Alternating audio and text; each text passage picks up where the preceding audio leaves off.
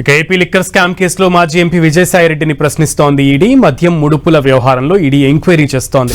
ఇప్పటికే విజయసాయిరెడ్డిని 2 సార్లు ప్రశ్నించిన ఈడీ మరోసారి ఇదే వ్యవహారంలో మరింత లోతుగా విచారణ జరుపుతోంది.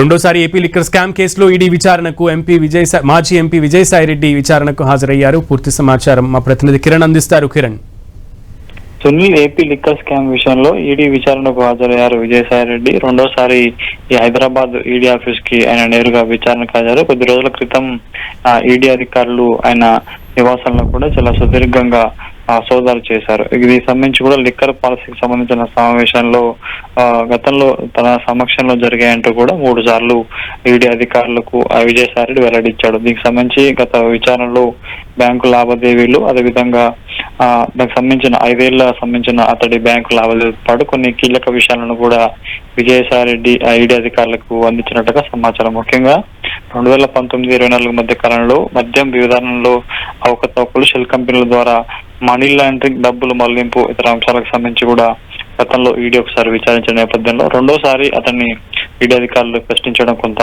ఇప్పుడు చర్చనీయాంశంగా మారినట్టుగా చెప్పాల్సింది. గతంలో ఆయన ఇంటికి ఈడీ అధికారులు సోదాలకు వచ్చినప్పుడు కూడా ఎన్నిసార్లు విచారణకు పిలిచినా కూడా తను విచారణకు హాజరవుతానంటూ కూడా విజయసాయిరెడ్డి చెప్పారు. ప్రస్తుతానికైతే ఈ రోజు ఉదయం 11 గంటల ప్రాంతంలో ఆయన హైదరాబాద్ ఈడీ ఆఫీస్ కి విచారణకు హాజరయ్యారు. ప్రస్తుతం ఇంకా విచారణ కొనసాగుతుంది. ముఖ్యంగా ముడుపులు, లిక్కర్ స్కామ్ కు సంబంధించి ముడుపులు వ్యవహారంలో అతన్ని ప్రశ్నిస్తున్నట్టుగా సమాచారం.